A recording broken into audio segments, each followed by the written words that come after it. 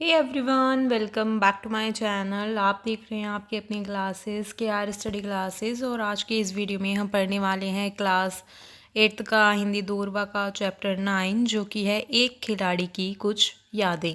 इसके जो लेखक हैं वो हैं केशव दत्त जी। चलिए शुरू करते हैं। सबसे पहले मैं आपको बताना चाहूँगी कि ये जो हमारा पाठ है, एक खिलाड़ी की कुछ यादें, ये केशव दत्त जी ने लिखा है और ये उन्हीं के बारे में है। यहाँ पर उन्होंने अपनी 60 साल पुरानी जो उनकी यादें हैं उनका ज़िक्र किया है। जब हमारा देश आज़ाद हुआ था और भारत पाकिस्तान के बीच धर्म के नाम पर जो दंगे फसाद हैं, जो लड़ाइयाँ हैं, वो होती रहती थी।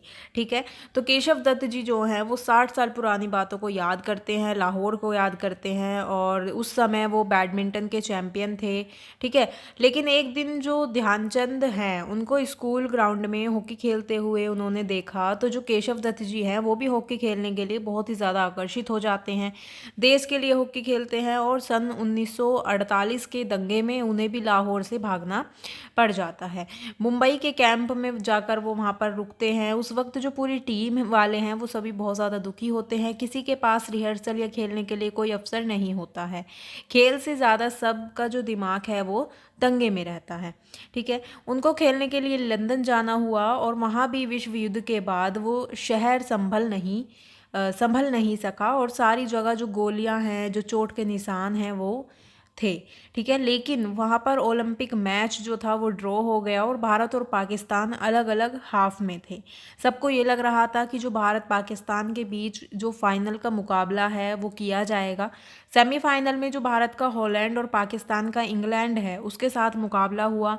वेम्बली स्टेडियम में जहाँ पर फुटबॉल का मैच होता है वहाँ पर उनका मुकाबला हुआ और बारिश भी होने लग जाती है। लेकिन जो भारत है वो हॉलैंड से 2-1 से जीत गया और वहीं पर पाकिस्तान इंग्लैंड से हार गया। अब जो फाइनल मैच है वो भारत इंग्लैंड के बीच हुआ और इंग्लैंड की महारानी वहाँ पर मौजूद थी। भारत ने 4-0 से जीत दर्ज की और सभी भारतीय खिलाड़ी की आंखों में आंसू आ गए। जो इंग्लैंड है उसको उनके घर में हराकर धूल चटाई थी और सब बहुत ज़्यादा खुश थे।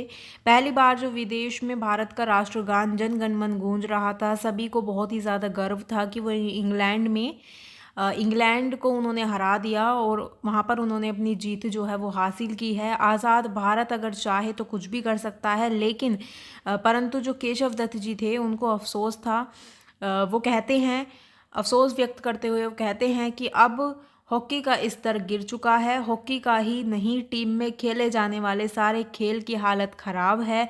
व्यक्तिगत खेल में काफ़ी सफलता मिली है, जैसे कि विश्वनाथन आनंद, सानिया मिर्ज़ा, इन्होंने खुद के साहस और मेहनत से सफलता हासिल की। कोई सिस्टम इनके लिए काम नहीं आया। केशव दत्त जी कहते हैं कि सिस्टम खराब है, उसे ठीक करना होगा, सुधार की आवश्यकता है और सभी खेल के लिए जो ज़रूरी सुविधाएं हैं उनको देना आवश्यक है। अंग्रेज़ों के शासनकाल में एक बात तो अच्छी थी कि उनके स्कूल में पढ़ने के साथ साथ खेल कूद का भी विशेष महत्व वहाँ पर दिया जाता था। मैदान और जो ज़रूरी सुविधाएं थी वो हुआ करती थी। अब तो आबादी जो है वो बढ़ने लग गई है और जिसके कारण जो मैदान है वो समाप्त हो चुके हैं।